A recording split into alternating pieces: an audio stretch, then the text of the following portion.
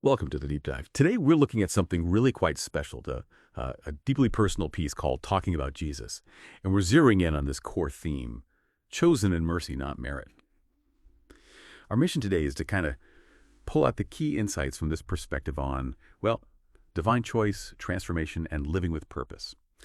Let's unpack this. So right off the bat, the piece hits you with something that feels, well, pretty counterintuitive, doesn't it? The writer's very open about their own flaws. They mention evil thoughts, selfish ambition, hidden envy, even harsh words. But then they say they've been chosen nonetheless, which is, wow. We usually think you have to earn things, right? Be good enough. So how does the source explain this choice that seems to ignore all the usual rules about merit? Yeah, it's pretty radical actually. It really goes against that deep-seated human thing of needing to earn our place, our worth. The source is very clear. It says this choice is not rooted in my worth, my goodness, or my ability to please you. That's a direct quote.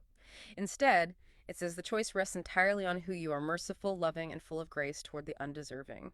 So it completely reframes it. It's not about us being good enough. The core idea is salvation is not the reward of the righteous, but the gift of the Redeemer.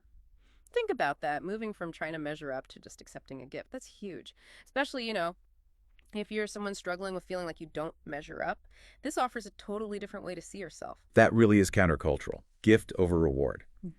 It challenges so much about how we operate, how we see value. It forces you to maybe rethink where your own sense of worth comes from.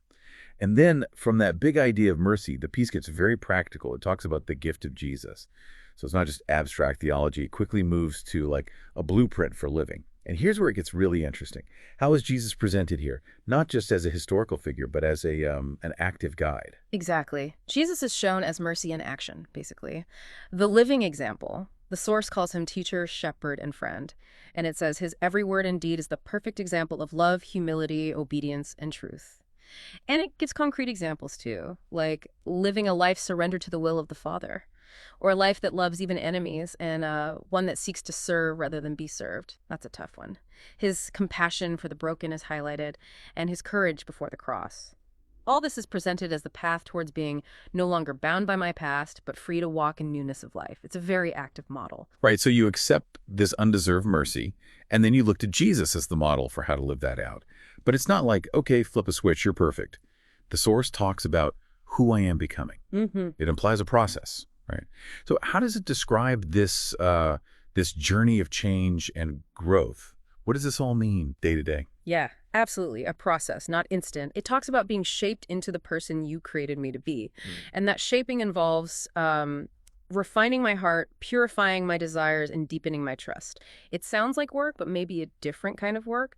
And crucially, it's honest about messing up. The writer admits to stumbling, to faith wavering sometimes, but right there, it says, your grace lifts me up and your spirit strengthens me. So the growth happens slowly but surely, becoming conformed to his likeness.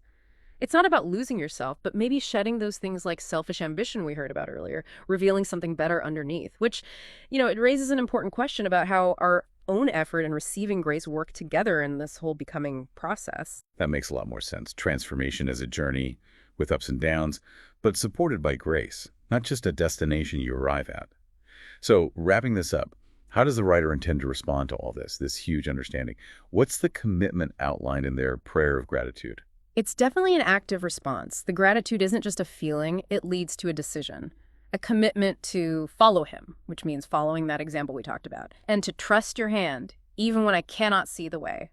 That implies faith in the midst of uncertainty. And maybe the core of it is this: to live each day as a response of love to the one who loved me first.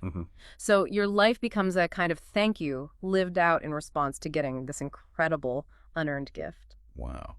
Okay, so we've gone from this starting point of being chosen purely by mercy, not merit, to seeing Jesus as the guide, then understanding transformation as this ongoing grace-filled journey, and finally, living a life that's basically an active response of gratitude. It really does shift how you might think about worth and purpose. It does. Yeah. And maybe here's something to chew on. If real change, real transformation is less about what you do to prove your worth and more about fully accepting this gift of undeserved mercy, well, how might that change your approach? Your approach to your own growth, your purpose?